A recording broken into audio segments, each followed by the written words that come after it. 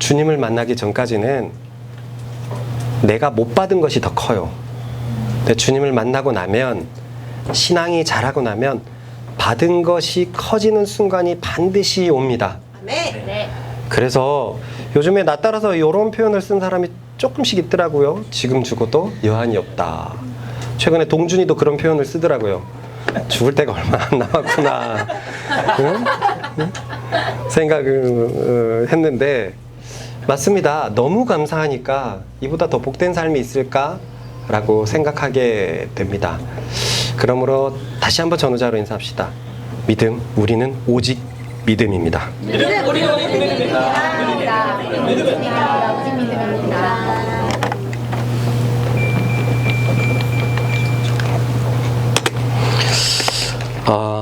우리는 그동안 몇 주에 걸쳐서 불신자들을 향한 하나님의 진노를 많이 들었습니다. 이제 기억나죠? 네. 처음 들었을 때만 해도 그것이 그러한가 싶었는데, 이제는 우리는 동의할 수밖에 없는 지경에까지 이르렀습니다. 동의하십니까? 네.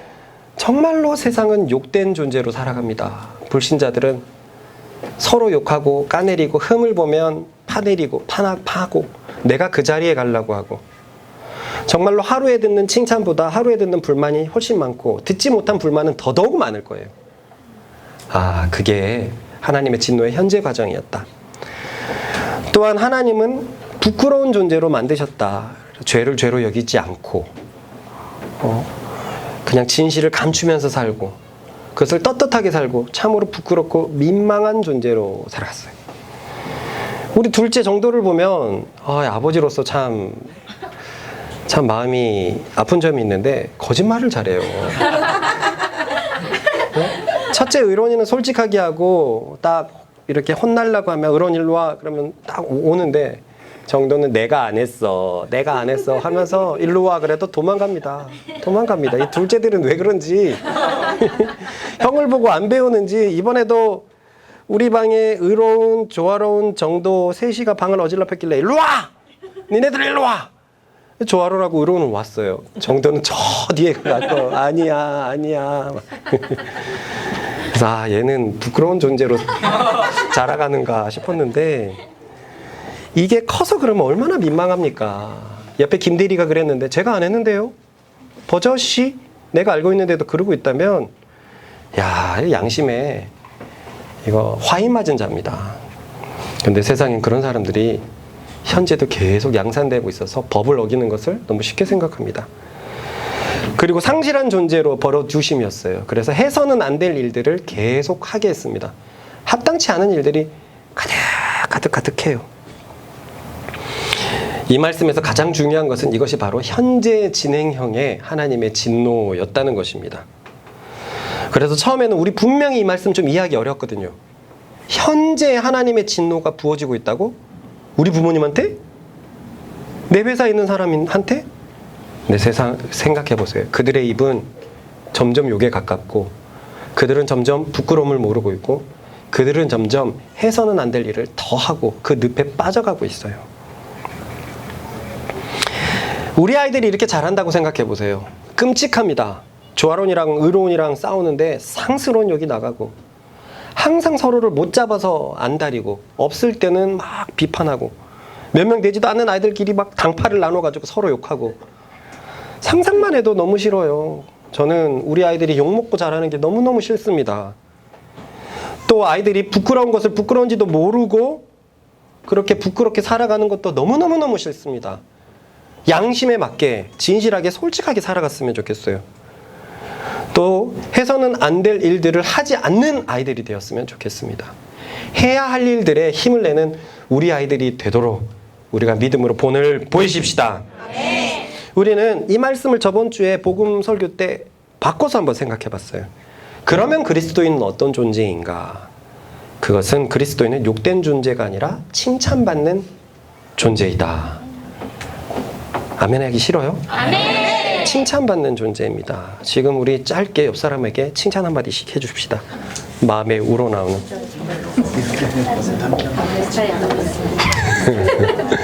너는 참 중심이 바로 선 아이야.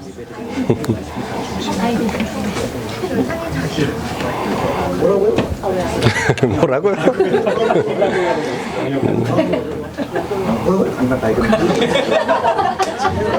좀 칭찬 좀 크게 해줘라. 뭐라고요? 라고 하잖아. 왜 이렇게 아껴?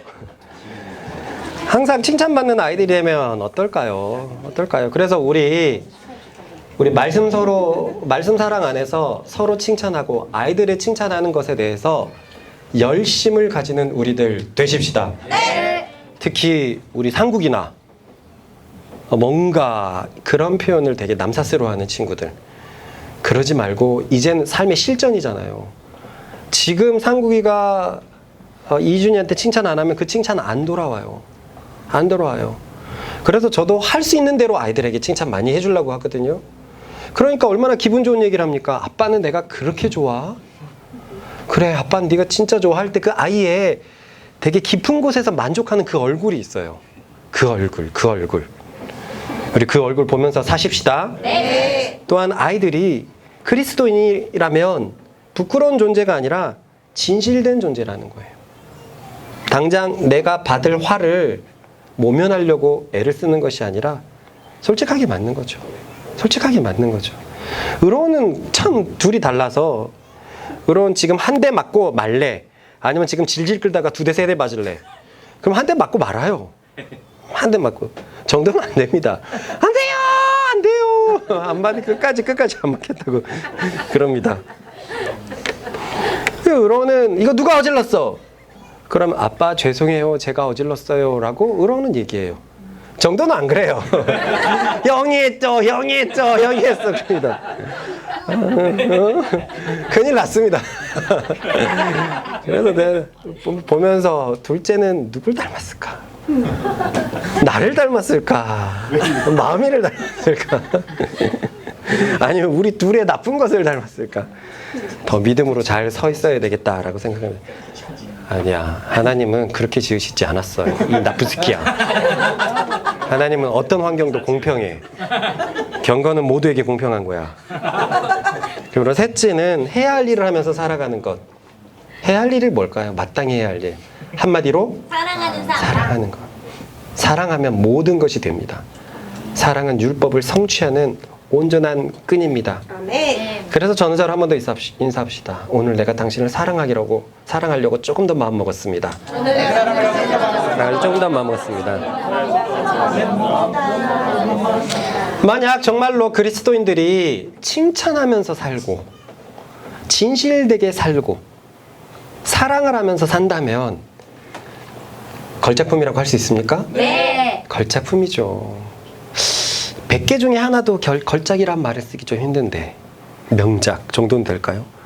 1000개 중에 하나면 천재라는 이름에서도 그건 하늘천이구나 오듯이 진짜 걸작이라고 할 수 있을 거예요. 1000명 중에 1명, 10,000명 중에 1명 칭찬하면서 사는 이번 한 주 되십시오. 네. 진실되게 사는 이번 한 주 되십시오. 네. 그리고 사랑하면서 사는 한 주 되십시오. 네. 그러나 그거 내 힘으로 안 됩니다. 내 힘으로 안 되기 때문에 이번 한 주에 이 말씀이 율법이 되어서 여러분들을 정죄할 거예요. 솔직하기로 결정했는데 나는 진실되지 못했어요. 나는 그리스도인이 아닌가 봐. 그 능력은 내 속에 계신 그리스도에게 있습니다. 네. 오늘 말씀을 통해서 그 믿음이 더욱더 증진되는 이 시간이 되기를 바랍니다. 네. 걸작품이 될 수 있게 하기 위해서 너무나 기쁜 소식이 있습니다. 하나님께서 그 재반 모든 상황을 이미 완성해 놓으셨다는 것입니다. 아멘. 우리는 그리스도만 믿기만 하면 걸작품이 될 수 있습니다. 아멘. 믿을 때 하나님의 진노가 아니라 하나님의 자비와 사랑을 만끽하면서 살 수 있습니다. 아멘. 그런데 정말 문제는 지금까지는 불신자와 그리스도인을 구분해 놨지만 하나님의 진노를 받는 불신자에게 진짜 문제가 있었던 것이 아니라 정말 문제는 소위 신자들에게 있었다는 거예요. 신자들에게. 즉 자신은 하나님의 심판에서 비껴나가 있다고 생각했지만 사실은 삶 속에서 하나님의 진노가 진행되고 있는 신자들이야말로 진짜 문제였다는 것입니다. 읽어보십시다. 시작. 그러므로 남을 판단하는 사람아 남을 판단하는 것으로 내가 너를 정죄함이니 판단은 내가 같은 일을 행함이니라. 이런 일을 행하는 자에게 하나님의 심판이 진리대로 되는 줄 우리가 아노라. 이런 일을 행하는 자를 판단하고도 같은 일을 행하는 사람아, 내가 하나님의 심판을 피할 줄로 생각하느냐. 우리는 지금 바울이 누구를 향해서 이렇게 말하는지 알고 있습니다. 상국이 누구죠? 유대인입니다. 그런데 그냥 말하는 게 아니라 호통을 치고 있어요. 기분 나쁠 정도로 세게 얘기를 하고 있어요. 왜 그러냐면 이 유대인은 저 불신자들을 판단하고 있었거든요. 하나님의 저주를 받을 저들. 으유. 그런데 알고 보니까 불신자들과 같은 일을 하고 살고 있었던 거예요. 그러면서도 자신들은 유대인이기 때문에 율법을 받은 백성이기 때문에 하나님의 심판에서 피해 있다고 생각을 한 거죠. 놀라운 것은 자기 삶 속에서 일어나고 있는 하나님의 진노도 보지 못하고 있다는 거예요. 완전히 뭔가 잘못되어서 아드레날린이 분비되어서 그런지 나는 유대인이고 율법을 갖고 있기 때문에 나는 저 불신자들과 달라. 근데 삶은 불신자들과 같이 살아가고, 그래서 삶에 하나님의 진노가, 저주가 그들에게 임하고 있는데도 이 생각에 사로잡혀서 모르고 있더라는 거예요. 야, 이거 진짜 큰 문제 아닙니까? 진노가 일어나고 있는데도 진노를 몰라. 꼼짝없이 죽는 거죠. 마치 그 두부 속의 개구리처럼 내가 점점 뜨거워져 가서 죽는지도 모르고 시원한 데를 찾아야지 하면서 두부 속으로 들어가는 거예요. 뭔 얘기인지 압니까? 이 냄비 안에 두부를 넣고 물을 끓이고 개구리를 넣으면 물이 너무 뜨거우니까 두부로 들어가는 거예요. 여기 시원하다 그러면서 있는데 차츰 뜨거워서 죽는 거예요. 자기가 얼마나 지금 심각한 진노에 처했는지도 모르고 끌어오는데도 상관없다고 생각하는 거예요. 상관없다고. 그런데 이와 같은 유대인들의 일이 요즘의 신자들에게도 그대로 벌어지고 있다는 거예요. 실제 삶은 저 불신자들과 다를 게 없으면서도 자신은 오랫동안 교회를 다녔기 때문에 천국을 간다고 당연히 생각한다는 일들 말입니다. 그들의 삶은 실제로 불신자들과 같은 일을 하고 있으면서도, 그래서 하나님의 진노가, 그 저주가 깔려 있음에도 불구하고 진노를 진노인지 모르고 구원을 받고 있다고 착각하고 있는 거예요. 그러면서 하나님은 왜 그렇게 응답해 주시지 않지? 하나님은 왜 나를 몰라주시지? 이런 소리만 하고 있어요. 기존 교회에서 응답이 얼마나 어렵습니까? 근데요, 알고 보니까 응답은 정말로 쉬웠어요. 정말로 쉬웠어요. 저는 제가 기도해갖고 응답받지 못한 기도가 진짜로 거의 없습니다. 거의 없습니다. 중심을 가지고 기도한 기도는 주님께서 다 들어주셨어요. 왜 하나님이 안 들어주시겠어요? 들어주시기를 얼마나 노력하시겠습니까? 우리를 위해서 자기 아들을 주시니까 우리가 잘 되기를 얼마나 바라겠습니까? 그러나 많은 교회에서 하나님은 왜 응답하지 않고 있을까요? 불신자들과 똑같은 일을 하고 있으면서 하나님의 저주가 깔려 있는 건데도 모르고, 난 교회 다니니까, 저 유대인처럼 나는 혈통이 교인 혈통이니까, 교회를 다닌 지 몇 년인데, 이런 생각으로 착각하고 있어요. 그런데 이것이 진짜 더 문제입니다. 왜 문제냐면요, 불신자들로 하여금 예수님을 믿게 하는 문을 막아버리게 돼요. 불신자들과 똑같이 살면서 예수 믿고 있다고 하니까 불신자들에게는 네 삶이 내 삶과 뭐가 다른데? 이야, 김대리, 나 교회 다니는지 처음 알았어. 김대리 저번에 나랑 회계장부 쓱싹쓱싹 했잖아. 근데 교회를 다녀? 회개하면 되는구나. 그런 거야? 그런 거야? 하나님의 이름을 완전히, 이게 부끄러운 증거인데, 부끄러운 일을 하고도 부끄러움을 모르죠. 이게 버리심의 증거고 하나님의 진노인데, 불신자들에게 예수의 향기를 뿜어내야 할 사람들이 좋지 않은 불신자들의 냄새를 뿜어내고 있으니, 불신자들로 하여금 그들이 왜 예수를 믿어야 하는지에 대해서 근거를 제공해 주지 못해요. 그래서 하나님은 그들에게 더 진노하시는 겁니다. 하나님에게는 이들의 더 나쁜 자들이에요. 다른 사람들로 하여금 하나님에 대한 이미지와 교회에 대한 이미지와 그리스도의 구원을 우습게 만들어버립니다. 교회는 다 회개하면 끝이라며. 누가 잘 모르는 신자들이 나가서 죄는 죄대로 짓고 그냥 회개하면 끝이라고 생각을 했기 때문에 이딴 생각이 온 세상에 가득하고, 하나님의 이름이 더럽혀지는 거 아닙니까? 구약은요, 하나님께서 자신의 이름에 대해서 굉장히 신경을 쓰시는 것을 알아요. 그래서 오죽하면 십계명에 있겠습니까? 여호와의 이름을 망령되게 일컫지 말라. 내 행동으로 인해서 누군가가 하나님을 이상하게 판단해 버린다면 우리는 십계명, 사계명을 어겨버린 자들이에요. 가볍지 않습니다. 읽어보겠습니다. 시작. 다만 내 고집과 회개하지 아니한 마음을 따라 진노의 날 곧 하나님의 의로우신 심판이 나타나는 그날에 임할 진노를 내게 쌓는도다. 하나님을 안다고 하면서 저 불신자들과 같은 일을 하는 사람들에게는 그날에 임할 진노만 쌓고 있는 거예요.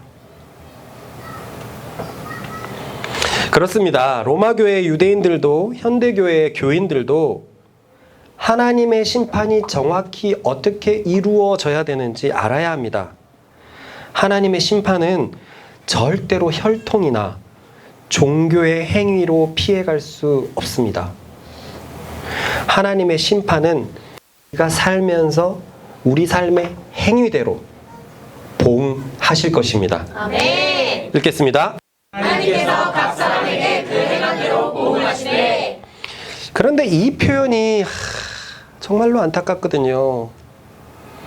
한국 교회의 90%는 장로교회인데 장로교회는 이 말씀에 알레르기 반응을 보인단 말이에요. 행한 대로 보응하신다고? 아니야! 사람을 판단하는 기준은 믿음이야 라고 해서 행함을 완전히 싸그리 무시해버립니다. 여기서 보응하신다라는 말은 갚아주신다라는 말이거든요. 우리가 살면서 어떻게 살았는지에 대해서 하나님이 그대로 갚아주신다는 거예요. 그런데 장로교회 신자들에게는 종교개혁 이후로 믿음만이 너무나 강조되어서, 아니 종교개혁이 아니라 바울 시대에도 그런 사람이 있었어요. 바울 시대에서도 바울은 믿음만 강조해서 다른 사람들로 하여금 죄를 부추긴다라고 하는 자들이 있었어요. 이 기독교의 이단들, 믿음만을 너무나 강조해서 이 말씀을 무시하고 천시해버렸습니다. 그래서 제가 행한 대로 하나님께서 갚으실 것입니다 그날에! 라고 성경대로 말해도 성경을 읽지 않고 이 말을 한다면 대번의 성도들은, 많은 성도들은 100이면 100, 목사님은 지금 율법주의를 가리키고 계십니다 라고 진짜 그럴 거예요. 교회에서 행함을 말하기만 하면 잘못된 신학 또는 이단으로 치부돼 버리는 것입니다. 그런데요, 저는 계속 말하지만 그렇다면 이 말씀은 어쩔 거냐는 거예요. 이 말씀은 믿음을 강조한다면 이 말씀은 어쩔 거냐는 거예요. 성경은 버젓이 행한 대로 보응하신다라고 되어 있으며 이것이 한 군데뿐만이 아니라 여러 군데에 되어 있고 더욱이 바울뿐만이 아니라 예수님도 이 말씀을 하는데 어떻게 피해 나갈 거냐 말입니다. 읽어보십시다. 인자가 아버지의 영광으로 그 천사들과 함께 오리니 그들의 각 사람이 행한 대로 갚으리라. 선한 일을 행한 자는 생명의 부활로, 악한 일을 행한 자는 심판의 부활로 나오리라. 이 예수님도 이렇게 여러 군데서 말하고 있어요. 상황이 이러하니 온 성경이 그렇게 말하고 있고 또 구약과 신약이 똑같이 경고하고 있으니 다음의 말씀이 맞다는 생각밖에 안 듭니다. 들어봅시다. 시작. 이사야의 예언이 그들에게 이루어졌으니 이렇으되 너희가 듣기는 들어도 깨닫지 못할 것이요 보기는 보아도 알지 못하리라. 분명히 성경은 행한 대로 보응한다라고 얘기했습니까? 네. 바울 말고 누가 더 얘기했죠? 예수님도 얘기했습니다. 여러 차례 얘기했습니까? 네. 신구약이 다 얘기하고 있어요. 그런데 그들은 보기는 보아도 보지 못하고 듣기는 들어도 깨닫지 못한다라고 되어 있어요. 이거 저주받는 백성을 향한 이사야의 말씀이고 예수님이 말씀하신 거예요. 신구약이 이렇게 말했어요. 예나 지금이나 이 말씀은 아무나 들을 수 있는 게 아니라는 거죠. 이 말씀을 한쪽을 무시해버리면 어떻게 해버립니까? 그러면 여기에서 어떤 사람은 이렇게 물어볼 겁니다. 목사님, 그래도 구원은 믿음으로 받는 거잖아요. 맞아요. 구원은 믿음으로 받습니다. 절대로 이 사실은 변하지 않습니다. 그러나 바울이 말하는 것은 구원받는 믿음이 어떤 믿음이냐는 거예요. 저 유대인처럼 내가 혈통이 유대인이기 때문에 천국 가는 것이 그게 믿음이에요? 혈통이 믿음입니까? 그럼 누구는 태어나자마자 믿음이 없게요? 현대 교인들처럼 교회 다닌 이력이 믿음입니까? 우리 집은 5대째 예수를 믿고 있어. 5대째 예수를 믿으면 자연스레 천국 간답니까? 성경에서 말하는 믿음은 행함을 동반하는 믿음입니다. 네. 여기서 행함은 착한 행함이죠. 읽어보겠습니다. 이와 같이 행함이 없는 믿음은 그 자체가 죽은 것이라. 바울 사도도 말하고 있고 예루살렘의 지도자였던 예수님의 친동성 야고보 장로도 말하고 있고 요한 사도도 말하고 있고 요한일서에서 보면 예수님도 말하고 있고 다 말하고 있어요. 다 말하고 있어요. 믿음은 행함을 동반한다는 거예요. 이것을 갈라디아서에서는 바울이 이렇게 설명했습니다. 우리가 예수님을 참으로 믿는다면 그리스도와 연합하게 되는데 그것은 곧 그리스도의 영이 우리의 몸에 와서 사시는 것을 말한다. 그러므로 예수님을 참으로 믿는 자는 그리스도께서 우리 몸에 사시는 증거를 갖게 되는데 그 증거가 바로 의의 열매, 성령의 열매, 선한 행함의 열매이다. 아멘. 우리는 지금 갈라디아서 묵상에서 이 말씀 잘 알고 있죠. 그리고 5장 22절에 오직 성령의 열매는 사랑이라고 화평 오래 참 자비 양선 충성 온유 절제가 나오는 부분이 바로 그거예요. 그리스도와 연합한 사람에게는 이 열매, 이 행함이 있다는 거예요. 사랑하는 행함, 평안의 증거들, 평안의 증거들, 기쁜 증거들, 옆 사람이 다 알아요. 아, 이 사람은 고민 없이 사네. 당신 왜 맨날 즐거워? 참는 증거들, 자비, 연민을 가진 증거들, 착함, 양선의 증거들, 자비에서 충성된 증거들, 온유, 품는 증거들, 절제하는 증거들, 이 증거들이 있을 때 그 믿음은 하나님 보시기에 옳은 것이라고 인정받습니다. 아멘. 이 믿음을 점검해야 되는데 그러므로 믿음이 있다고 하는 자는 자신의 삶으로 자신의 믿음을 반드시 증명해야 될 책임을 요구받습니다. 아멘. 그런데 믿음이 있다고 하면서 선한 열매가 아닌 오히려 세상의 열매가 맺혀 합당치 않은 일들이 수두룩하게 발견된다면 너 교회 다녔어? 너 최근에 이런 일도 했고 너 이런 일도 했고 이런 일도 했고 너 이런 일도 했고 이런 일도 했잖아. 차마 말하기도 힘든 그런 일들. 그런데 교회 다녔어? 그래서 교회 다니는 거야. 너무 죄인이라서 말이야. 그 믿음은 거짓이죠. 하나님의 진노를 피할 수 없습니다. 읽어봅시다. 참고 선을 행하여 영광과 존귀와 썩지 아니함을 구하는 자에게는 영생을 하시고 오직 강을 지어 진리를 따르지 아니하고 불의를 따르는 자에게는 진노와 분노로 하시리라. 이렇게나 성경은 선을 행하는 것에서 매우 중시 여깁니다. 그것이야말로 믿음의 결과이기 때문에 그래요. 아멘. 근데 많은 사람들이 겸손하게 자기 믿음을 돌아보지 않고 정말 교회 다니는 이력으로 믿음을 내세운다니까요. 내가 교회에서 봉사한다고 믿음을 내세운다고요? 예? 내가 5년째 목사님 아침마다 일어나가지고 주차 봉사했습니다. 세상에 교회에서 주차 봉사하면 천국 가야 됩니까? 제가 지금 7년째 성가대하고 있습니다. 세상에 남들 앞에서 노래 부르면 천국 갑니까? 그런 거 성경에 어디 써 있습니까? 이게 전부 다 종교행위고 율법행위고 바리새인들이 하는 짓입니다. 그것으로 의롭게 될 수 있다라고 생각하는 건요. 아닙니다. 아닙니다. 구원받는 믿음은 이런 외적인 조건에 절대로 없습니다. 이 심판의 기준에는 아무도 예외가 없습니다.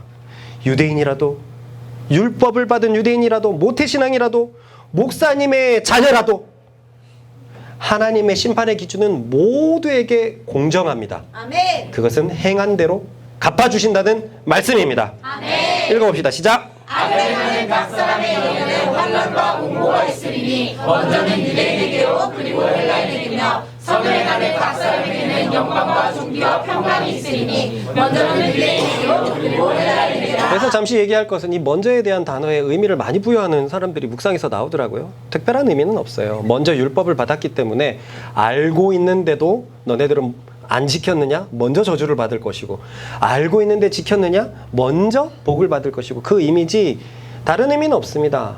그저 유대인이요 헬라인은 지금 로마 교회 전체를 말하고 있을 뿐이에요. 이것이 바로 하나님께서 온 세계와 온 민족에게 드러내신 곧 일반 계시에 나타나신 하나님의 만고불변의 진리입니다. 제가 잘못 써가지고 만고불변의 진리라고 다들 좋게 해석을 했더라고요. 얼마나 불편한 진리인가. 만고불변의 진리예요. 그 만고불변의 진리는 따라해봅시다. 하나님은 결코 육적인 것들로 판단하시지 않고 육적인 것들로 판단하시지 않고 행한 대로 판단하신다.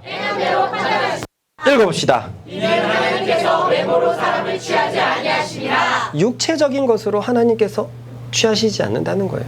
유대인이라는 혈통, 교회 오래 다녔다는 이력, 그걸로 취하시지 않는다는 거예요. 이 구절에 대한 다른 한글 성경은 이렇게 번역을 하고 있습니다. 시작. 그것은 하나님께서 모든 사람을 차별하지 않으시기 때문입니다. 하나님께서 모든 사람을 공평하게 다루시기 때문입니다. 할렐루야! 이게 얼마나 좋습니까? 얼마나 좋습니까? 모든 사람이랍니다. 모든 사람이 공평해요. 행한 대로 심판받을 거예요. 행한 대로. 우리의 믿음의 결과대로 심판을 받을 줄로 믿습니다. 자, 그럼 여기까지 유대인들이 바울의 편지를 읽었다고 생각을 해봅시다. 동현아, 그들은 지금 어떤 감정의 상태일까? 화가 나요. 굉장히 화가 날 겁니다. 그죠? 말도 안 되는 소리다. 그럴 거예요. 우리에게는 저 거룩한 하나님의 율법이 주어졌거늘 하나님의 역사가 몇 천 년인데 어떻게 율법이 주어질 정도로 거룩한 백성인 우리 이스라엘 민족이 저 불신자들처럼 하나님의 진노에 처해 있다고 말하고 있느냐 말이다. 게다가 우리는 저 구약 유대인들과 다르게 메시아이신 예수님까지 받아들였는데 우리가 하나님의 진노에 처한다고? 아니다. 하나님의 진노는 율법이 주어지지 않은 저 이방인들에게 임할 것이다. 저들은 율법이 말하는 범죄자들이기 때문이다. 이런 생각일 겁니다. 분노가 이글이글 끓어오를 겁니다. 맞습니까? 네. 우리 이걸 가볍게 생각하지 말아야 될 것이요. 정말로 유대인들은 자신들에게 율법이 주어진 것에 대해서 대단한 자긍심이 있었습니다. 대단한 자긍심이 있었어요. 그것은 민족적인 자긍심이어서 우리는 몇 주 전에 다음과 같은 역사를 들었습니다. 그게 뭐냐면 유대인 그 누구라도 율법의 권위를 폄훼하려고 한다면 온 민족이 나서서 그를 돌로 친다는 거예요. 비느하스의 열심을 가지고 그를 죽이려고 한다는 거예요. 그 정도로 온 민족이 율법에 대해서 우리 저 테러리스트를 봐요. 아주 나쁜 짓을 저지르면서도 알라후 아크바라 알라에게 영광이 있기를 하면서 죽잖아요. 그게 자기가 생각할 때는 자신들의 자긍심이고 자신들의 선한 일이라고 하는 거잖아요. 유대인들에게도 똑같은 자긍심이 있었어요. 민족적인 자긍심이 있었습니다. 우리가 생각하는 것 이상으로 율법에 대해서 꽉 붙잡고 있어요. 진짜 율법은 유대인들에게 대단하고도 특별한 것이었는데 바울은 저 자긍심이 대단한 유대인들에게 다음과 같이 말합니다. 율법 없는 백성들은 율법과 상관없이 망하고 율법 있는 너희 유대인들은 율법 때문에 망할 것이다 라고요. 읽어봅시다. 우는 율법 없이 범죄한 자는 또한 율법 없이 망하고 우는 율법이 있고 범죄한 자는 율법으로 말미암아 심판을 받으리라. 무슨 말씀이냐면 잘 보세요. 율법 없는 백성들이 율법 없이 율법과 상관없이 망하는 이유는 율법이 주어졌든 말든 그들은 죄를 지었기 때문에 그런 거예요. 몰라도 상관없어요. 그들은 율법에 의해서 죄인으로 정죄받은 사람들이기 때문에 율법이 있든 말든 그들은 그냥 자기들의 죄에 대해서 죽을 거예요. 이해가 가죠? 네. 그런데 율법을 받은 이스라엘이 왜 망하냐면 그 율법이 죄를 지은 사람들은 저주에 처한다고 정말로 곳곳에서 말하고 있음에도 불구하고 유대인들은 율법을 지키지 않고 저 불신자들과 똑같은 일을 하고 있었기 때문에 그 율법이 그들을 정죄할 겁니다. 심판날에 율법이라는 책이 확 날아가지고 율법이 쫙 펴줄 거예요. 이거 봐라. 네가 행한 일은 죽음에 처한다라고 율법이 말할 거예요. 율법이 이들을 살려주는 게 아니라 오히려 율법이 그들을 죽일 겁니다.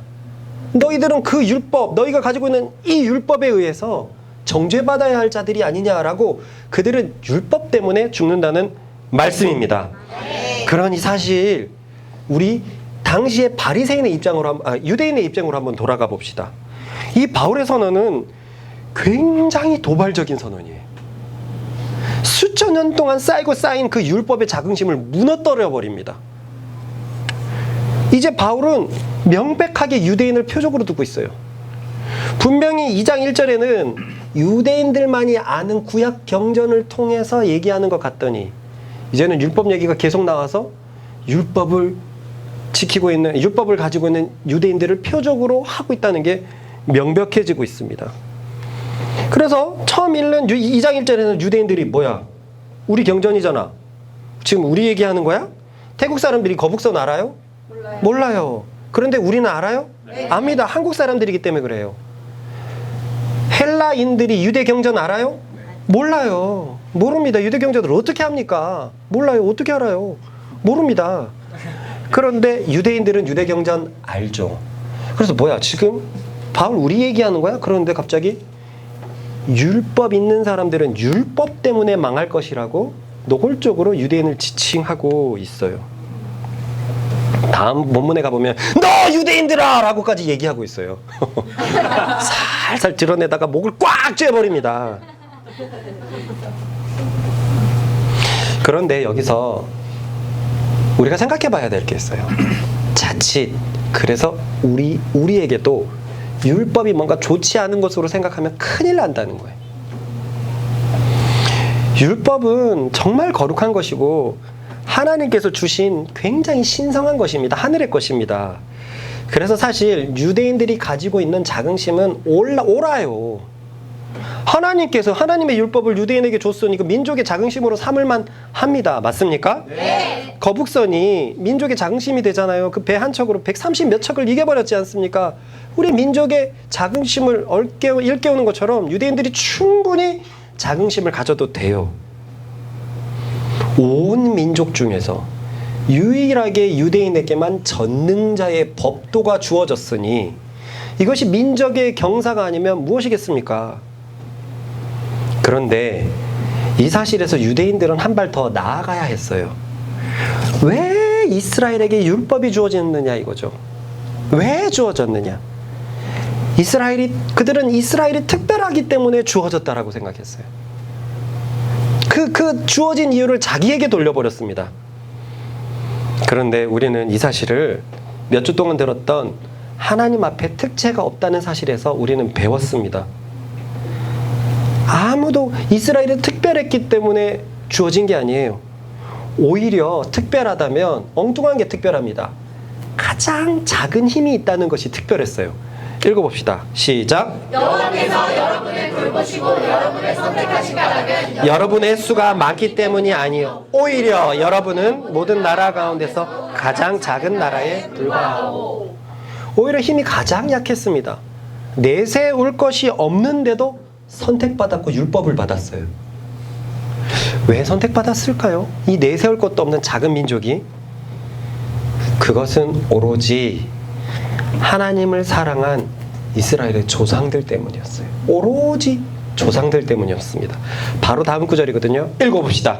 그런데도 여호와께서 여러분을 선택하신 것은 여러분의 조상에게 하신 약속을 지키시기 위함이며 여러분을 사랑하시기 때문이요 여호와는 크신 능력으로 여러분을 이집트에서 인도해 내셨소. 여호와께서는 노예의 땅에서 여러분을 건져내셨소. 여러분을 이집트와 파라오의 손아귀에서 구해내셨소.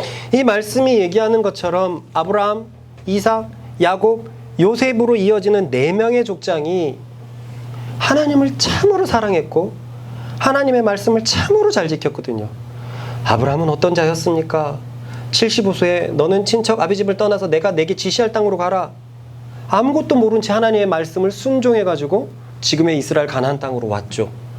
100세 때 하나님께서는 너에게 아들이 있을 것이다 라고 했는데 이미 몸은 끝났는데도 그 말씀을 그대로 믿었습니다. 그뿐입니까? 117, 8세가 됐을 때 이삭을 바치라 라고 했을 때도 바쳤던 그런 사람입니다. 이삭은 어떻습니까? 이삭은요, 아브라함과 이삭과 야곱과 요셉 중에서 가장 작은 분량이 있거든요. 그만큼 문제가 없었어요. 가장 많은 분량이 야곱, 요셉인데 요셉은 얘기가 워낙 이 스토리텔링이 크기 때문에 그런 거고 야곱은 문제가 워낙 많았잖아요. 근데 이삭은 문제가 정말로 적었어요. 복은 100배나 받았습니다. 그래서 아브라함과 이삭이고 야곱은 어땠습니까? 자기 힘으로 살아가다가 결국은 마하나임 강가에서 야복 강가에서 하나님의 군대를 보고 회개하고 밤새도록 기도해가지고 하나님 내게 복을 주십시오 하고 자기를 내려놓았습니다. 그래서 너는 하나님을 이겼다 이스라엘이라 하라라고 이름까지 취했어요. 그래서 아브라함과 이삭과 야곱의 하나님이었습니다. 그의 아들 요셉은 어땠습니까? 요셉은 사실 그 이름에 안 들어가 있는 게 늘 신기했거든요. 좀 아쉬웠어요. 아브라함과 이삭과 야곱과 요셉의 하나님 그래야 되는데 따로 떼어놓고 얘기해도 될 정도로 입지전적인 인물 아닙니까? 이 애굽의 총리가 되어서 그 75명이나 되는 아버지의 식솔들을 다 건너고 와가지고 200만 명이나 만들어버렸던 장본인이 요셉이었잖아요. 그렇게 하나님을 잘 섬겼던 조상들 때문에 이스라엘이 선택받은 것이었는데 자신들이 특별해서 왜 선택받았는지를 기억했어야 됐거든요. 하나님을 사랑해야지. 하나님의 말씀을 지켜야지. 그래야 됐거든요. 이것이 버젓이 이 다음 이어지는 율법 말씀에 적혀 있습니다. 이 말씀이 율법이거든요. 읽어봅시다. 그러므로 여호와 하나님이 참 하나님이신 줄 아시오. 여호와께서는 신실하신 하나님이시오. 여호와께서는 자기를 사랑하고 자기의 명령을 지키는 백성을 위해 천대에 이르기까지 사랑의 언약을 지키실 것이요. 아멘. 분명히 율법에서 강조되어 있습니다. 여호와를 사랑해라. 그래서 그의 명령을 지켜라. 그러면 천대까지 복을 받는답니다. 천대는 사실요 무한한 시간이에요. 인류가 지금 만년의 역사가 안 됐는데 한 세대를 30살로만 잡아도 3만 년입니다. 성경에는 100년, 120년도 한 세대로 잡거든요. 10만 년, 12만 년입니다. 영원히 복 받는다는 거예요. 영원히 약속 가운데 있다는 거예요. 그래서 이스라엘 백성이 하나님의 약속 가운데 있었던 것입니다. 할렐루야. 아멘. 보는 바와 같이 율법은 분명히 사랑하라고 했는데 그래서 그의 말씀을 지킬 때 그 특별한 지위를 누릴 것이라고 얘기했는데 그런데 이 축복의 말씀 뒤에는 바로 이런 말씀이 이어지고 있습니다. 읽어봅시다. 시작. 그러나 여호와를 미워하는 백성에게는 벌을 내리셔서 멸망시키실 것이요 여호와께서는 자기를 미워하는 사람에게 벌 내리시기를 늦추지 않으실 것이요 그러므로 조심하여 내가 오늘 여러분에게 주는 여호와의 명령과 규례와 율법을 잘 지키도록 하시오. 사랑하고 명령을 지키는 자들에게는 언약이 풍성해집니다. 그러나 여호와를 미워하는 자들에게는 하나님의 저주가 임한다라고 되어 있어요. 이 본문을 보면 율법을 지키지 않는 백성들을 향해 있습니다. 이 명령을 지키지 않으면 그렇게 된다고 했으니까요. 그런데 참으로 어리석게도 유대인은 이 10절에 여호와를 미워하는 백성을 이방인이라고만 생각을 했고 여호와께서 자기를 미워하는 사람을 이방인, 이방 민족이라고만 생각했습니다. 여호와를 미워하는 백성, 이방 민족. 여호와께서 자기를 미워하는 사람, 이방인이라고 생각해요. 분명히 11절에 여호와께서 미워하시는 자는 율법을 지키지 않는 자라고 되어 있어요. 맞습니까? 네. 분명히 11절에 그렇게 되어 있는데 그러니 중요한 것은 따라해봅시다. 율법이 주어진 것이 아니라 율법을 지켜야 하는 것이다. 그래서 이스라엘 백성이 율법이 주어지는 아무리 특별한 언약을 은혜를 누렸다고 하더라도 계속 주를 사랑하고 그 명령을 지켜야지만 그 언약이 계속 유지 나가야 되었던 거예요. 그렇습니다. 중요한 것은 율법이 주어진 것이 아니었어요. 그 율법을 행하는 백성이 되어야 했습니다. 아멘. 오늘 본문의 말씀을 계속해서 읽어봅시다. 시작. 하나님 앞에서는 율법을 듣는 자가 의인이 아니요 오직 율법을 행하는 자라야 의롭다 하심을 얻으리라. 생각해 봅시다. 누군가가 매우 복잡한 미로에서 탈출 지도를 발견했다고 생각을 해봅시다. 이 사람은 복된 사람입니까? 네. 복된 사람이에요. 그런데 탈출 지도를 발견한 것으로 다가 아닙니다. 그 탈출 지도를 통해서 믿고 따라갈 때 그때 그 미로에서 탈출할 수 있는 것입니다. 네. 마찬가지로 이 유대인들은 율법이 주어졌다는 것 그 자체에 취해버렸어요. 우리는 선택된 백성이야. 우리는 특별한 백성이야. 율법이 주어진 것에 만족해버렸어요. 그냥 탈출 지도를 갖고 오예 탈출 지도네? 이 갖고 쫓아가갖고 나가야 될 텐데 지도를 보고 나가야 될 텐데 취해버렸어요. 그래서 그들은 율법을 지키지 않았습니다. 저 율법이 말하는 저주는 율법이 주어지지 않은 이방인들을 향해 있다라고 생각했기 때문이에요. 분명히 율법은 지키는 자에게 생명이 된다고 했는데 그들은 저 거룩한 율법을 듣고도 지키지 않아서 저 마음이 상실한 사람들처럼 똑같은 일을 행하는 사람이 되었던 것입니다. 자, 그럼 여기서 한번 생각해 봅시다. 환기를 좀 모아 봅시다. 하나님의 입장에서 볼 때는 율법이 있는데 율법을 지키지 않는 자와 율법이 없는데 자기도 모르게 율법을 지키는 자가 있다면, 그런 이방인이 있다면 누가 과연 하나님 앞에서 옳다고 판단받을까요? 이방인이죠. 둘 다라고요? 율법을 지키지 않는데 옳다라고 인정을 받는다고요? 판단받는다고요? 말이 되는 소리입니까? 답은 율법이 주어지지 않았는데도 율법을 지키는 자들일 거예요. 그런 이방인들일게. 그런데 지금 방금 전에 이게 우리들의 그 표정에서 봤듯 뭔가 좀 거북합니다. 좀 거북해요. 그죠? 네. 아니, 과연 이방인이 율법 없이 율법을 지킬 수 있을까? 그게 가능한가라는 의문 때문이에요. 그런데 놀랍게도 바울은 그럴 수 있다라고 말하고 있습니다.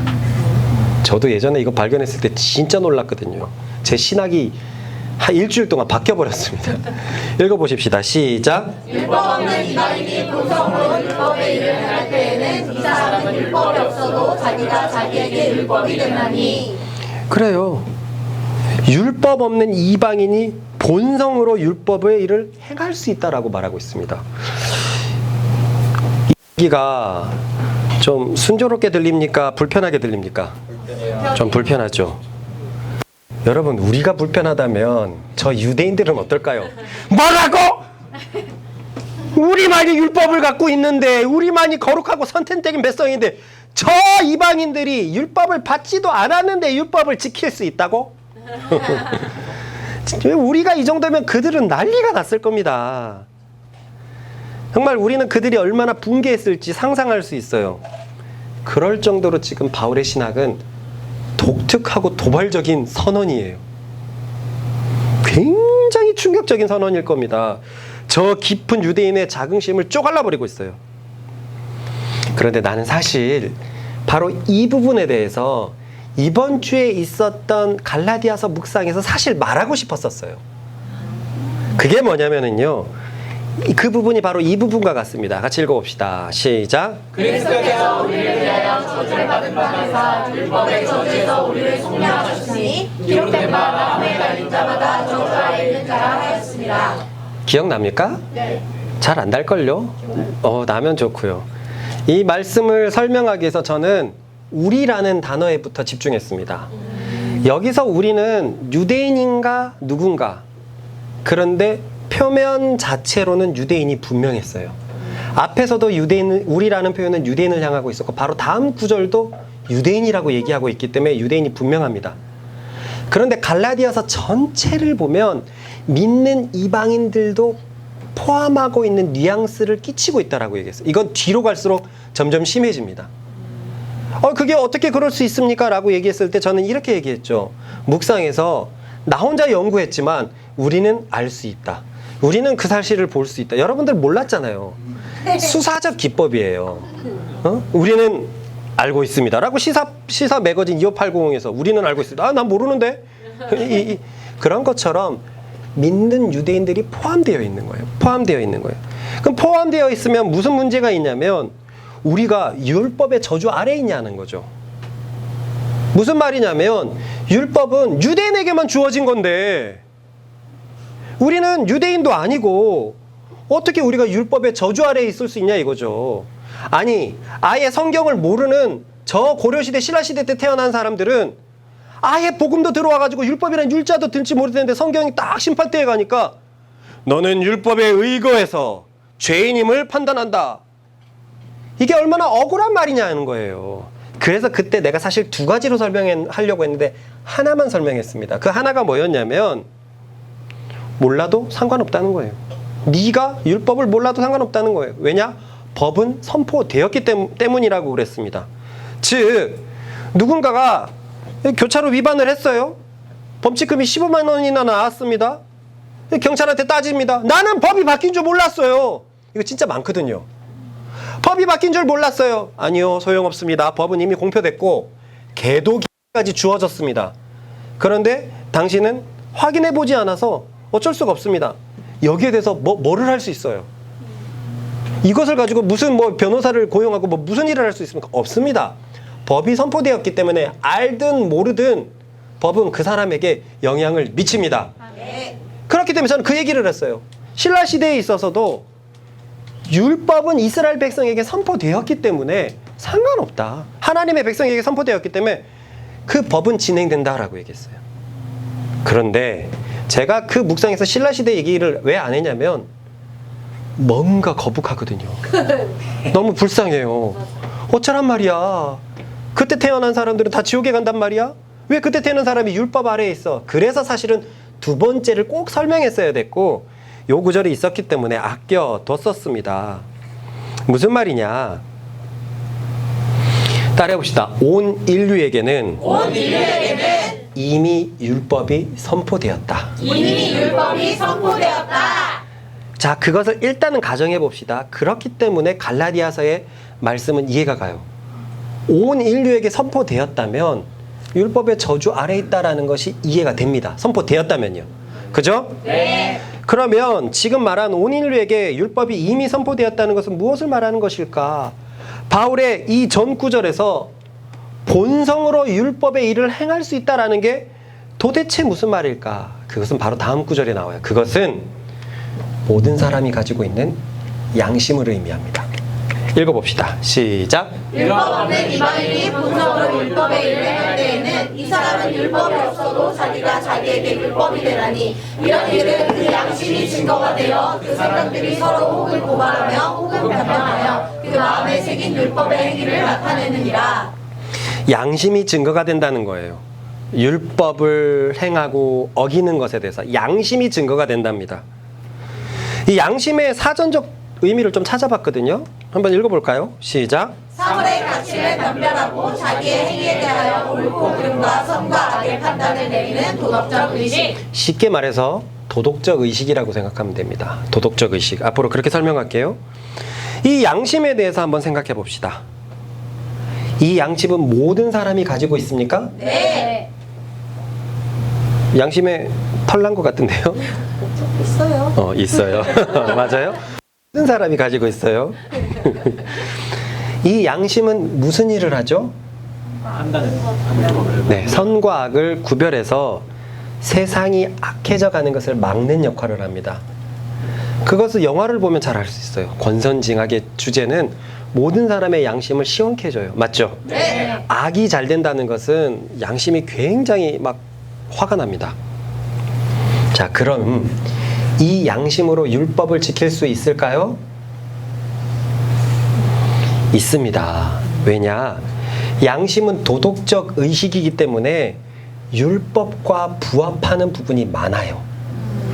예를 들어서 양심은 착하게 살아야 된다, 못되게 살아야 된다에 대해서 무엇이라고 말합니까? 착하게 살아야 네. 한다. 그래서 모든 민족이 이걸 배웁니다. 도덕을 배웁니다. 양심은 착하게 살아야 된다라고 말해요. 그리고 율법은 가난한 자를 분명히 도우라고 얘기했습니다. 어떤 불신자가 양심에 의해서 자기 반의 어려운 학생을 향해서 선의의 행동을 할 수 있습니까? 없습니까? 있어요. 얼마든지 있지요. 네. 예수님을 몰라도 양심에 의해서 착한 행동을 할 수 있어요. 그런데 율법을 보니까 율법에도 그게 써 있어요. 그렇다면 그 사람은 양심에 의해서 율법을 지킨 것이 됩니다. 이해가 가죠? 네. 그렇다면 율법이 주어졌는데 율법을 지키지 않는 유대인과 율법이 주어지지 않았는데 본성적으로 양심에 의해서 율법을 지킨 이방인이 있다면 누가 하나님 앞에서 옳다고 인정받을까요? 이방인이죠. 율법을 지켰기 때문에 그래요. 양심에 의해서. 근데 여기까지 끝내면 찝찝합니다. 너무 편해요. 알겠어요. 양심으로 이방인도 율법을 지킬 수 있다. 하나님의 말씀을 지킬 수 있다. 알겠어요. 근데 뭔가 불편한 거 이거 좀 해결해 주세요. 그것이 무엇이냐면 따라해 봅시다. 양심에는 현저한 한계가 있다. 현저한 한계가 있다. 무엇입니까? 모든 그래요. 기준이 사람마다 달라요. 도덕적 의식이 사람마다 다릅니다. 어떤 사람 지나가다가 계단에 떨어진 저도 그래요. 교회 올라오면은 큰 이렇게 과자 봉지나 뭐 이렇게 컵이나 그런 거는 내 양심에 걸려서 가지고 올라옵니다. 근데 양심을 내 흔드는 뭐 작은 것들이 있어요. 주어야 될까 말아야 될까, 줘야 될까 말아야 될까. 계속 거슬리면 그거 죽습니다. 근데 어떤 친구는 그거 상관없이 그냥 쭉 올라갑니다. 행복한 교회 길 올라올 수 있어요. 누구나 양심의 기준이 다릅니다. 맞죠? 네. 그러니 어떤 문제에 대해서 어떤 사람은 잘했다라고 말할 수 있고 어떤 사람은 아니다라고 말할 수 있어요. 그게 이 말씀입니다. 읽어봅시다. 시작. 이런 일들은 그 양심이 증거가 되어 그 생각들이 서로 혹은 고발하며 혹은 변명하여 그 마음에 새긴 율법의 행위를 나타내니라. 그런데요, 이 구절을 보면 현저한 한계가 나와요. 뭐냐면 양심이 하는 일에 대해서 긍정적으로 얘기하고 있지 않아요. 고발과 변명이라고 얘기를 하고 있어요. 그래요, 그렇습니다. 양심이 절대적 기준이 아니에요. 그래서 사실 율법 없는 사람이 양심에 의해서 율법을 지키더라도 율법을 완전히 지킬 수 있느냐와는 전혀 다른 문제입니다. 전혀 다른 문제입니다. 어떤 율법은 내가 몰라도 착하게 행동할 수 있지만 다른 율법에 대해서는 고발하고 변명하고 그 양심으로 저거 아닌데 라고 얘기를 하고 얼마든지 그럴 수 있다는 거예요. 그래서 본성에 의해서 자기도 모르게 하나님의 말씀을 몇 개는 순종할 수 있어도 613가지로 이어진 하나님의 율법은 다 지키는 것은 불가능합니다. 마음이 편해졌습니까? 네. 그러니 사실 바울은 이방인들은 정확한 기준인 율법이 없어서 망한다고 얘기하는 거예요. 율법은 있지만 마음의 율법은 있지만 정확하게 주어지지 않았기 때문에 그들은 망한다는 거예요. 그리고 유대인들은 정확한 기준을 가지고 있기 때문에 그 율법이 말하는 거에 의해서 망한다는 것입니다. 그래서 바울이 얘기하는 것은 뭐냐? 이방인들도 유대인들도 율법 때문에 다 망한다는 거예요. 다 망한다는 거예요. 그런데 유대인들은 자기가 안 망한다고 생각하고 있거든요. 그렇기 때문에 유대인들을 향해서 훨씬 더 강하게 얘기를 하는 겁니다. 그래서 오히려 저 율법이 주어지지 않은 이방인들이 본성적으로 율법을 지킬 수 있다라고까지도 도발적인 말을 하는 거예요. 이해가 되죠? 네. 그렇습니다. 바울은 지금 현재 진행형으로 온 민족 가운데 하나님의 진노가 부어지고 있고 마지막 날에 하나님께서는 율법에 의해서 사람들이 행한 것대로 판단하실 것을 말하고 있는 거예요. 읽어봅시다. 곧 나의 복음에 이른 바와 같이 하나님이 예수 그리스도로 말미암아 사람들의 은밀한 것을 심판하시는 그날이라. 진노가 적으로 나타나다가 최종적으로 그날에 심판 받을 것이를 행한 대로, 율법이 말한 대로.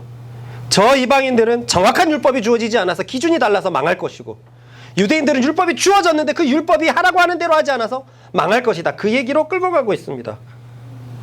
야, 그러니까 질문이 생기죠. 어떻게 해야 돼요, 그럼? 그러면 어떻게 해야 됩니까?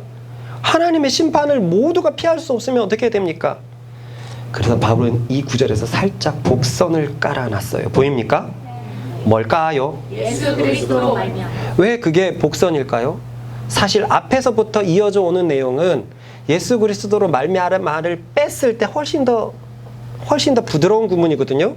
우리가 빼고 읽어봅시다. 시작. 곧 나의 복음에 이른 바와 같이 하나님이 사람들의 은밀한 것을 심판하시는 그날이라. 앞에 얘기야 쫙 들어봤습니다. 행한 대로 하나님께서 심판하실 것이라. 근데 갑자기 유대인들에게 이 얘기를 하면서 그리스도로 말미암아를 끌고 왔어요. 뭔가 약간 어색합니다. 복선이에요, 복선. 무슨 의미일까요? 예수 그리스도를 통해서 통해서 사람들의 은밀한 것을 심판하신다라고 하니까 이 말은 예수님이 심판자이시다라는 것을 말하는 걸까요? 물론 이 말은 맞습니다.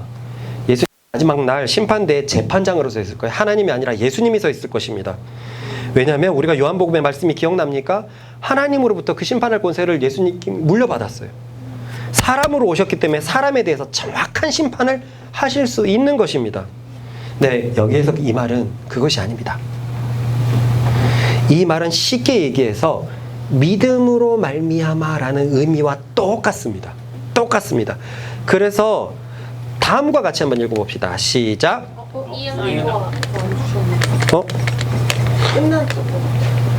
따라해 봅시다. 곧 나의 복음 바와 같이 곧 나의 복음에 이른 바와 같이 하나님이 예수 그리스도를 믿는 것으로 말미암아 사람들의 은밀한 것을 심판하시는 그날이라. 자, 정리할게요. 저를 잘 보세요. 이 구절은 예수 그리스도를 말미암아라고 되어 있지만 사실은 예수 그리스도를 믿는 것으로 말미암아 행위대로 심판하신다는 아주 중요한 말씀이었어요. 왜냐? 성경에서 예수님은 오로지 믿어야 할 대상으로만 받아들여지고 있어요. 예수님을 아는 것, 듣는 것은 소용이 없습니다. 듣고 알아서 믿음으로 받아들일 때 그 예수님이 우리에게 소용이 있어지는 거예요. 아멘. 그래서 앞에서 바울은 복음에 대해서 얘기하면서 복음은 믿음에서 믿음으로 이르게 한다라고 되어 있어요. 그렇기 때문에 복음은 바울의 모든 서신에서 복음이라는 단어는 예수 그리스도라는 단어와 거의 동의어입니다. 거의 동의어.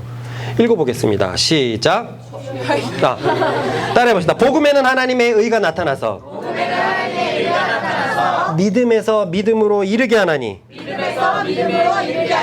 기록된 바 오직 의인은 같이요. 믿음으로 말미암아 살리라.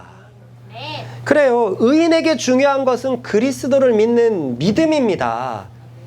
예수 그리스도로 말미암아라는 의미는 예수 그리스도를 믿는 것으로 말미암아. 예수 그리스도로 믿는 것으로 말미암아 사람들의 은밀한 것을 심판하신다는 거예요. 이 말씀이 정말로 중요합니다. 그날에 가가지고 우리가 가지고 있는 믿음을 하나님께서는 심판하실 텐데, 예수님은 심판하실 텐데, 그 예수를 믿는 것으로 말미암아 진짜 믿음은 선한 행위로 나올 것이기 때문에 그래요. 그 은밀한 것, 아무도 모를 때 행동했던 것들도 믿는 자들의 행동으로 말미암아 심판하신다는 거예요. 그런데 가짜로 믿는 사람들, 종교의 행위로 믿는 사람들, 교회 다니는 것으로 만족하고 구원받는 사람들은 그 믿음이 가짜이기 때문에 행위가 없을 것이고, 그래서 아무도 모르는 은밀한 그 행동들이 결코 옳게 나타나지 않을 거예요. 세상처럼 불의하고 추악하고 탐욕하고 시기, 교만하고 무정하고 그런 일들이 똑같이 일어나고 있을 거예요.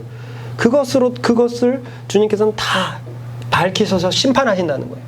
그러므로 참으로 중요한 것은 참다운 믿음은 선한 행동을 반드시 동반한다는 것입니다. 아멘.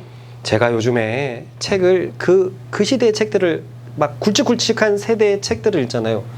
그런데요, 이것은 당연히 저 혼자만의 얘기가 아니에요. 시대마다 밝혀졌던 등불 같은 진리입니다. 그런데 너무 신기한 게 뭔지 압니까? 교회 역사에서마다 항상 소외되었어요. 참 믿음이 참 행동을 동반한다는 것은 항상 소외되었습니다. 결정적인 증거로 예수 그리스도의 믿음도 예수님의 시대 때 소외되었습니다. 그 믿음을 그대로 물려받았던 사도들의 믿음, 사도들의 행함을 동반하는 그 믿음, 그 신학도 당시 교회에서 굉장히 많은 위협에 휩싸였습니다. 맞습니까? 네. 그래요. 항상 그랬습니다. 항상 시대마다 그랬습니다. 그래서 지금도 사단은 많은 사람들의 눈을 이렇게 가려서 너 교회 다니잖아. 너 믿음 있는 거야. 네가 들은 게 얼만데. 오직 들음에서 믿음이 난다고 했잖아. 너 목사님 말씀 몇 번 들었어? 10,000번 들었어? 너는 믿음이 엄청 쌓였겠네. 여기에서 멈춰버린다는 거예요. 그리고는 그 믿음이 해야 할 일, 그리스도와 연합하여 그리스도가 사시는 그 증거, 그래서 불신자와 차별하게 하는 그 증거, 율법이 계속 말하는 하나님의 명령을 지켰을 때 복 준다는 그 증거, 그 증거를 못 만들어내는 거예요. 못 만들어내는 겁니다. 참 믿음은 하나님의 율법을 성취하게 합니다. 아멘. 저는 이 사실을 안 것이 꿈만 같습니다. 정말 꿈만 같아요. 왜 꿈만 같으냐면 많은 사람들이 보기는 보아도 보지 못하거든요. 이 소리 진짜로 결코 주류에서 받아들여질 수 없습니다. 없어요. 사람들은 다 죄 때문에 오염되어서 선하게 행동하려는 마음이 없어요. 자기 편한 데에 있고 싶고 자기 의롭게 있는 데에 있고 싶어요. 율법의 행위로 의를 세우려고 했던 사람이 예수님 시대 때 바리새인들과 우리 지금 사도 시대들의 거짓 세트들을 통해서 얼마나 많이 봅니까? 교회 다니는 걸로 의로 세우는 사람들이 얼마나 많이 봅니까? 내가 새벽 기도를 몇 년을 했는데, 금식을 몇 년을 했는데, 교회 병사를 몇 년을 했는데, 내가 교회에 뭐 하자는 거 다 따라갔는데, 근데 그거는 믿음이 아니고 그야말로 율법의 행위거든요. 종교 행위입니다. 하나님이 보시는 것은 그 믿음이 주는 행위라는 거잖아요. 성경은 이 가르침에 대해서 조금 더 벗어나지 않습니다. 아멘. 그러므로 이 말씀이 진짜 들린다면 여러분들은 내 삶을 돌아봐야 됩니다. 내 삶에 성령의 열매가 맺히고 있는지, 의의 열매가 맺히고 있는지, 선한 열매가 맺히고 있는지, 이 말을 통틀어서 사랑의 열매가 맺히고 있는지. 최근에 모아가 기도할 때 엄마 아빠 싸우지 않게 해주세요 막 이렇게 기도를 하기도 하고 그러더라고요. 그래서 모아한테 저번 주에 물어봤어요. 그랬더니 엄마 아빠 요즘에 안 싸운다는 거예요. 그래서 내가 보라한테 야 요즘엔 좀 좋아? 요즘은 진짜 좋아요 그러더라고요. 그리고 나서 이 지수 묵상인가에 보면 지금 자식 사랑하는 것과 아내 사랑하는 게 절정에 있는 것 같다는 거죠. 결혼하고 나서. 그 얘기가 진짜 듣기 좋았어요. 진짜 듣기 좋았어요. 세상은 그거 못하잖아요. 결혼식 때는 평생 사랑할 거라고 생각했는데 갈수록 꼬라박잖아요. 자식 낳으면 정말 잘해줄 거라고 했는데 그거 안 되잖아요. 그 죄의 흔적들이 정감만 될 뿐이잖아요. 그러나 믿음의 사람들은 다릅니다. 아멘. 그리스도께서 우리 속에서 사랑을 이루어 나가십니다. 아멘. 내가 하려고 하면 율법이 나를 정죄하지만 그리스도를 믿는 믿음을 계속 견지하고 그리스도를 바라보면 그리스도가 내 속에서 당신의 의를 이루십니다. 아멘. 어느새 사랑하는 사람이 되게 하고 사랑의 증거를 모으게 됩니다. 아멘. 그래서 의로운이가 선생님이 왜 아빠 좋아? 아빠는 매일 사랑의 증거를 모으니까. 그 말에 기쁘기도 하고 반성도 됐어요. 아이가 볼 때 내가 매일 모을까? 근데 저 표현 진짜 좋다. 평생 저 아이에게 우리 아빠는 매일 사랑하는 사람이야 라고 인식이 된다면 얼마나 건강하게 크고 얼마나 좋은 관계가 될 거고 얼마나 좋은 그리스도인으로 자랄까. 그렇습니다. 믿음은 참다운 행위를 가져와야 됩니다. 네. 그러므로 우리에게 중요한 것은 우리의 삶을 겸손하게 돌아봐야 될 마음입니다. 과연 내 삶을 행한 대로 갚으시고 은밀한 대로 갚으신다고 했는데 전도서 솔로몬이 뭐라고 그랬습니까?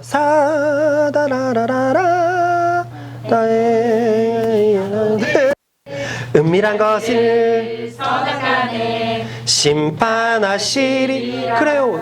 이미 솔로몬이 바울보다 1000년 전에 은밀한 것을 선악간에 하나님이 심판하신다고 똑같은 말을 하고 있잖아요. 신구약의 구원의 진리는 똑같습니다. 아멘. 이걸 모르면 그날 앞에 심판대 앞에 가지고 종교 행위를 계속 얘기할 거예요. 내가 어떤 연합 집회를 참여했고 내가 뭐를 했고 내가 무슨 기적을 했고 하나님의 구원의 이 진리를 알게 되면 내가 삶에서 모든 순간에 행동했던 모습들 그것을 드릴 겁니다. 그런 사람이 되십시다. 아멘. 그리고 그것은 그리스도를 믿을 때 가능하다는 것을 기억하십시다. 아멘. 우리가 같이 기도하십시다. 여러분에게 어떤 감동으로 전해졌는지 모르겠지만 저는 이 말씀을 제가 알고 있다는 게 꿈만 같거든요. 대부분의 한국 성도들이 이 말씀을 몰라요. 근데 한국 성도들이 모른다면 전 세계 성도들은 훨씬 모릅니다. 그래서 혹시 내가 나만 이상한 건가 라고 찾아보니 아니에요. 이 등불은 시대마다 계속 켜졌는데 그때마다 소외되었어요. 하지만 붙잡는 자들에게는 하나님의 생명과 사랑의 역사가 계속 있었습니다. 아멘. 그것이 참이다. 좁은 길이라는 걸 못 들어봤느냐? 너는 좁은 길로 들어왔고 그래 나를 더욱더 믿어서 너 속에서 내가 살게 하라.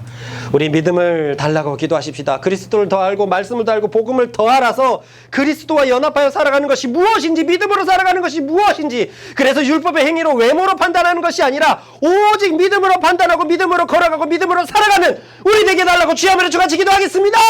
주여!